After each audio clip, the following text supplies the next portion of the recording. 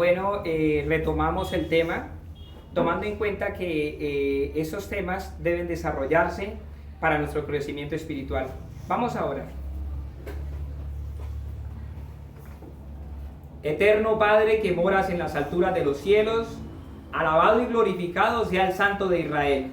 Alabado porque su presencia nos santifica y nos permite, Señor, reunirnos para ensalzar y glorificar tu nombre. Permítenos, Señor, que a la luz de tu palabra podamos, bendito Dios, abrir nuestro corazón. Lo pedimos y lo rogamos y lo suplicamos en el nombre glorioso y eterno de nuestro Señor Jesucristo. Amén, Señor. Amén.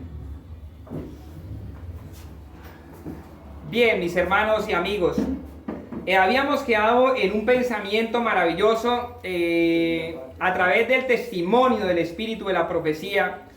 El Señor ha querido regalarnos grandes gemas y grandes verdades que hoy en día son desoídas y no escuchadas para ponerlas en práctica. Voy a volverlas a repetirle en lo que habíamos quedado. El pecador. Estamos hablando de algo de lo que dice Éxodo 34. Recuerde, hermanos, Dios está dispuesto a perdonar la iniquidad, la rebelión y el pecado. ¿Cierto? Y dice que no tendrá de ningún modo por inocente al malvado. En estas tres clases de males se encuentra hoy el universo. Pero dos no han querido la cura. El tercero, que llama a Moisés al pecado, que es en la condición de pecadores arrepentidos que nos encontramos hoy nosotros, es donde el Señor nos dice que el pecador no es salvado en sus pecados, sino de sus pecados.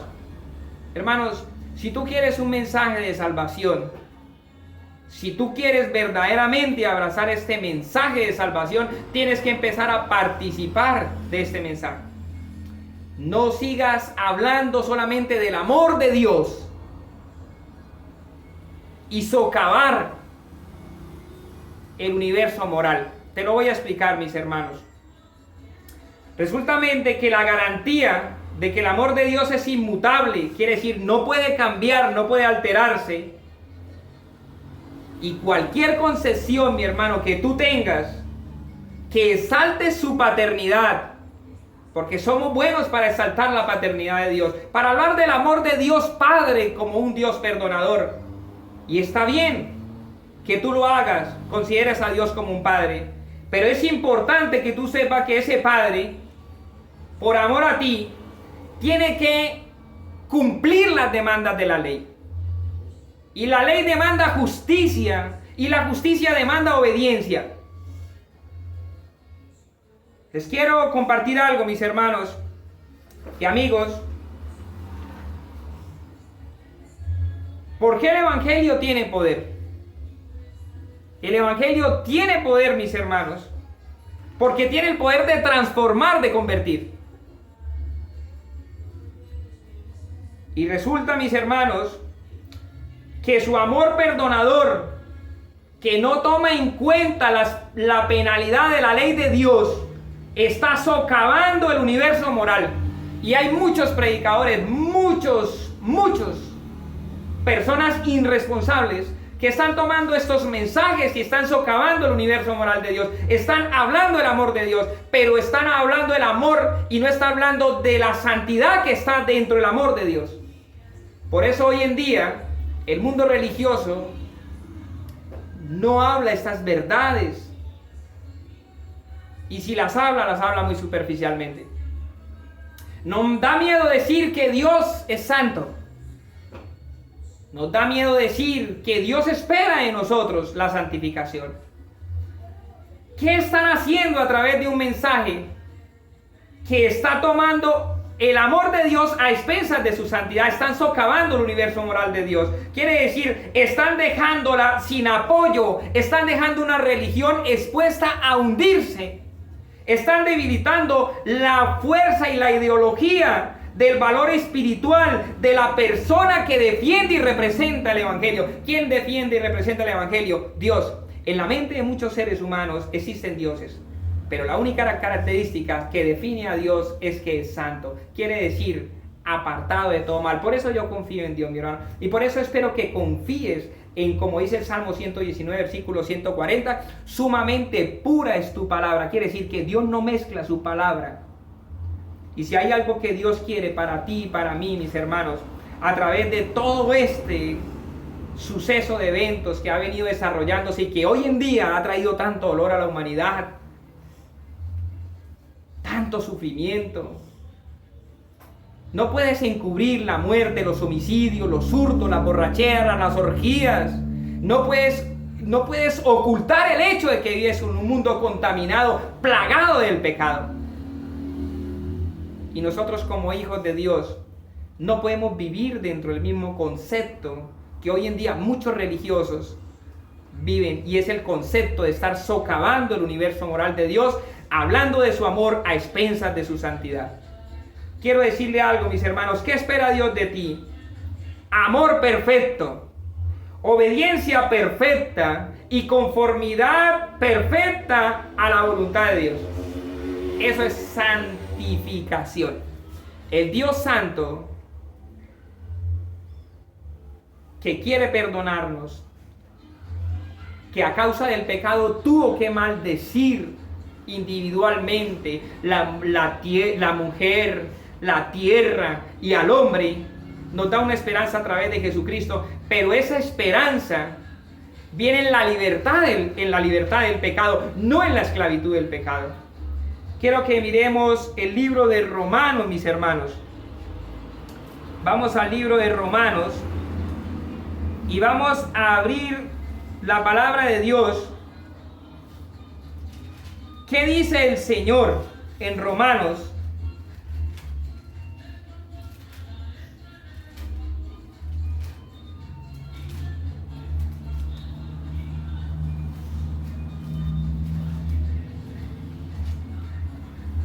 Romanos capítulo 6, dice el Señor,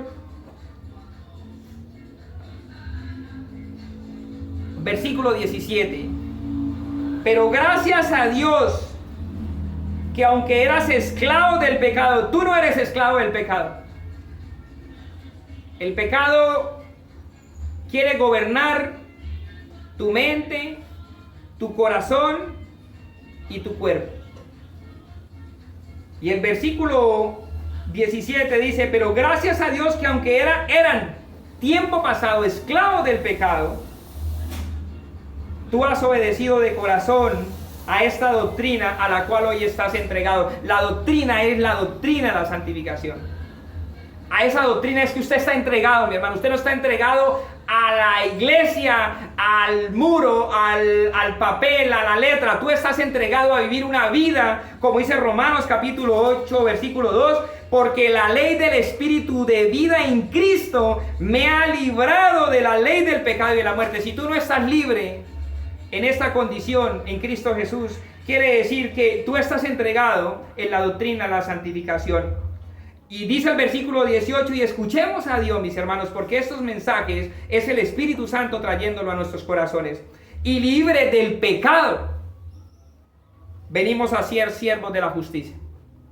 ¿Estamos libres o estamos esclavos? ¿Somos libres o somos esclavos?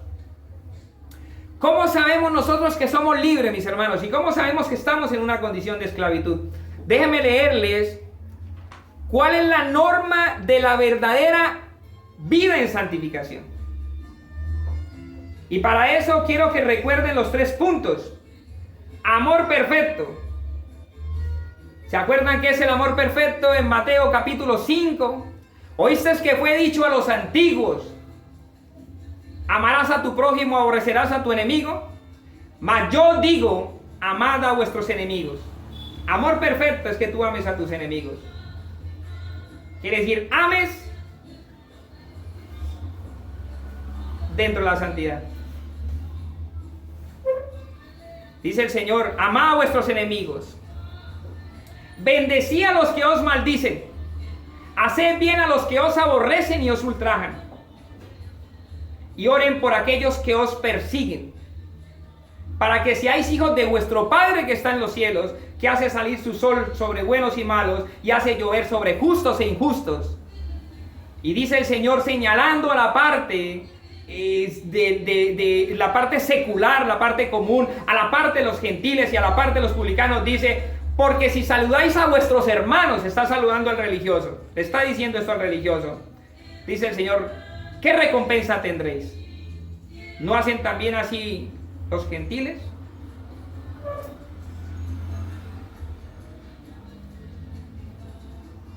Y si amáis, dice el Señor, ¿qué hacéis de más? ¿No hacen también así los publicanos?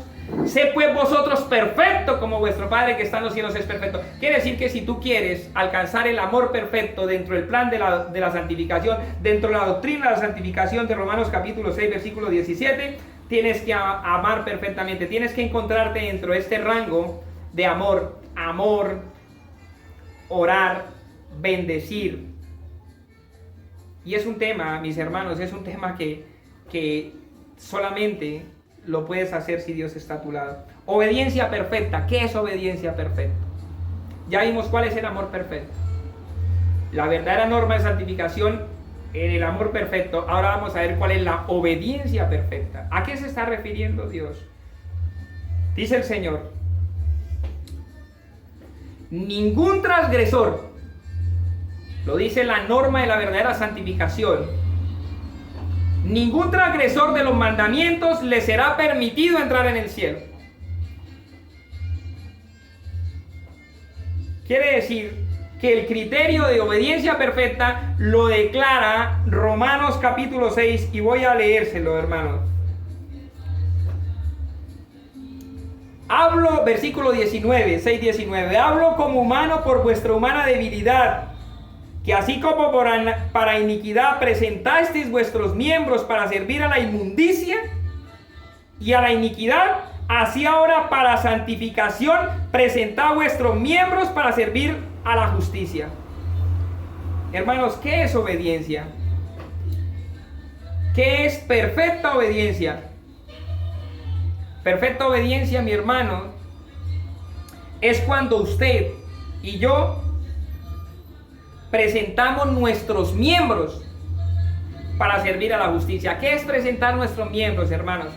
Vamos a manejarlo de una manera, a desglosarlo. ¿Qué dice el Señor en su palabra cuando dice: amarás al Señor tu Dios con todo tu corazón, con toda tu mente, con toda tu alma y con todas tus fuerzas? ¿A qué se está refiriendo el Señor, mis hermanos? Quiero que lo encuentren para que lo puedan leer en Mateo 22:37. Mateo 22:37. Y es lo que les estoy leyendo. Eso es obediencia perfecta. Dios desea que lo ames con todo tu corazón, con toda tu alma y con toda tu mente. Quiere decir, mis hermanos, que obedecer a Dios es que tú hagas la voluntad de Dios. Y si tú vas a 1 de Tesalonicenses capítulo 4, versículo 3, dice que la obediencia perfecta claramente lo define a través de su palabra, mis hermanos. Pues la voluntad de Dios es vuestra santificación, que os apartéis de fornicación. Y versículo 7 dice: pues no nos ha llamado Dios a inmundicia, sino a santificación. Recuerde Romanos capítulo 6, versículo 19, donde el Señor decía que nuestra humana debilidad, cuando éramos esclavos, presentamos miembros para servir a la inmundicia. Y ahora dice el Señor en 1 Tesalonicenses 4, 7, que ya no nos llamó, sino a vivir en santificación. Quiere decir que ya nos sacó de esa inmundicia. Obediencia perfecta, mi hermano, es que tú obedezcas a Dios, a la voluntad de Dios. Es que tú estés haciendo lo que Dios te dice a través de su palabra. Es que si recibes una luz hoy, tú tomes conciencia sobre lo que Dios te está diciendo, sobre sus estatutos, sobre sus mandamientos, sobre sus preceptos, sobre las reglas que ha establecido para que nosotros podamos vivir. Me recuerda mucho la vida de los profetas, mis hermanos, cuando el Señor declaraba y le decía a través de los profetas, hoy en día a través del Espíritu y la profecía, dígale que si hacen estas cosas, dígale que van a vivir. Pero dígale que si no hacen estas cosas, van a morir, porque la paga del pecado es la muerte. Entonces, hermano, obediencia perfecta significa no cuestionar, no discutir la voluntad de Dios. Eso es obediencia perfecta. Pero si Dios te dice hoy, hijo, haz algo, oye, haz esto, tenga estos cambios, debe haber un reavivamiento, una reforma, y tú no lo tomas en cuenta, tú no estás obedeciendo perfectamente. Quiere decir que no estás dentro de la norma de la verdadera santificación. Estás viviendo una clase de santificación, pero no es la norma que Dios ha establecido para que tú y yo nos desarrollemos. Cuando tú lees el libro de la educación, mis hermanos, a ti te sorprende la manera en cómo Dios establece estos parámetros para que tú y yo podamos avanzar en este camino. Dice que la verdadera educación que hoy en día el mundo está impartiendo a los seres humanos a través de colegios, universidades, a través de todos los medios, es una educación que va en contra de los principios de la ley de Dios. Porque la verdadera educación que habla el Señor no es la prosecución de un determinado curso de estudios, es el desarrollo armonioso de las facultades físicas, mentales y espirituales. El propósito de Dios es devolver al hombre a la imagen con la cual fue creada. Es devolverle la santidad, la pureza, la inocencia.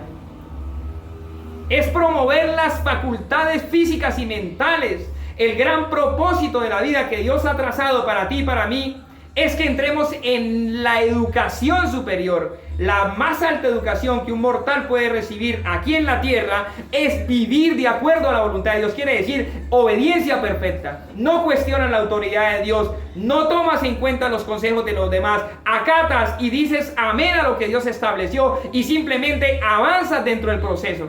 Ya aceptaste el amor, si querías hablar del amor.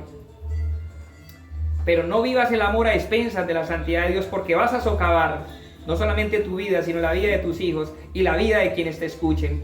Te vas a convertir en un predicador conveniente, en un predicador que va a tomar las cosas livianamente. Y el tercer criterio por el cual Dios establece la verdadera santificación es la conformidad perfecta a su voluntad. No estás conforme con Dios. Sea cual sea lo que estés haciendo, si no estás conforme con Dios, está pasando algo en su vida. No está conforme con lo que Dios le da, no está conforme como Dios te trata, no está conforme con lo que Dios te brinda. No estás conforme con Dios, estás mirando la vida de los demás.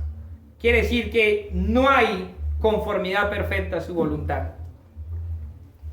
Entonces, recuerde, hermanos, amor perfecto, obediencia perfecta, vivir en santidad y conformidad perfecta a la voluntad de Dios. Quiere decir, vivo en armonía con el propósito y el destino que Dios ha trazado para mi vida. Hermano, tal vez nunca vayas a tener plata, tal vez nunca vayas a tener los bienes, pero eso no es como hoy en día se predica, que eso que tú tengas es garantía de que tú eres hijo de Dios. La garantía de que tú eres hijo de Dios, según Romanos 8:14, es que estés siendo guiado por el Espíritu Santo. Y Juan capítulo 16 dice que todos, cuando el Espíritu Santo venga a convencerte, te va a guiar a toda verdad.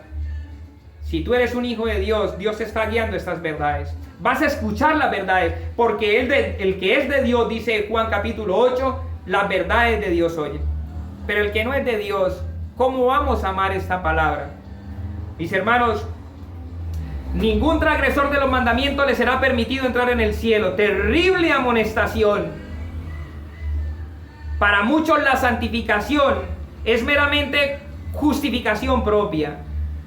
Sin embargo, estas personas declaran osadamente que Jesús es un Salvador y su santificador. ¡Qué engaño!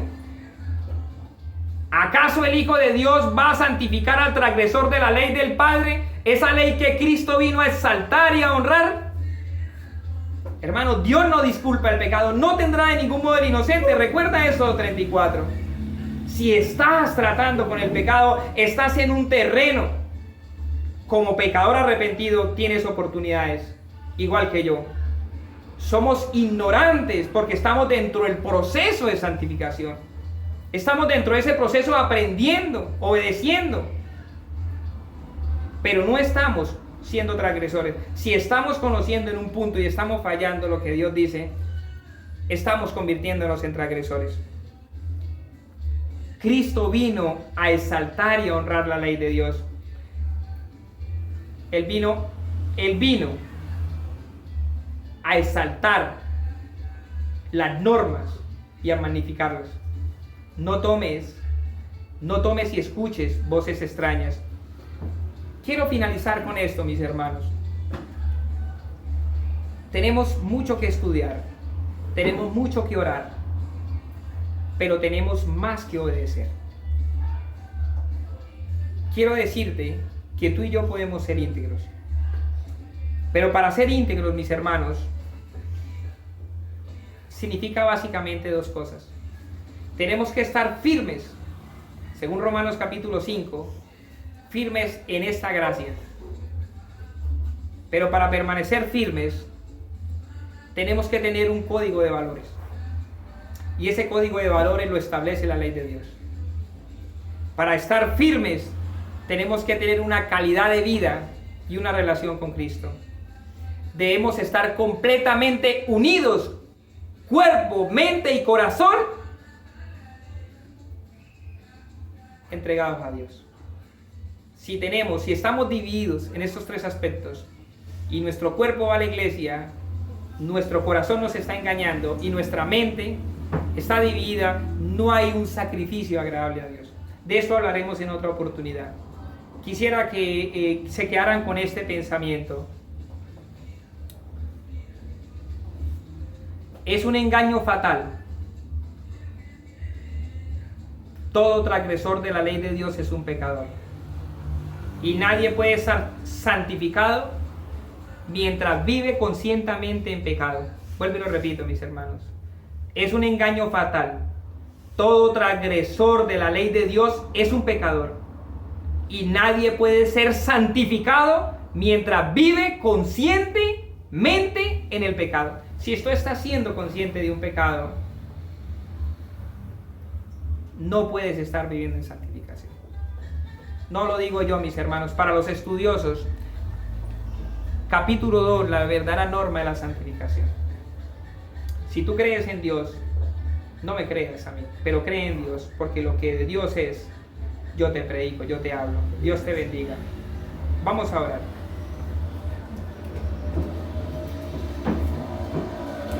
Eterno Padre y buen Dios que moras en las alturas de los cielos, alabado y glorificado sea tu santo nombre, Señor. Permite que tu palabra penetre en nuestros corazones y alumbre nuestras vidas. Permite, Señor, que la influencia de tu Santo Espíritu tome y se posesione en nuestras mentes. Lo rogamos y lo suplicamos en el nombre de Cristo Jesús nuestro Señor. Amén, Señor.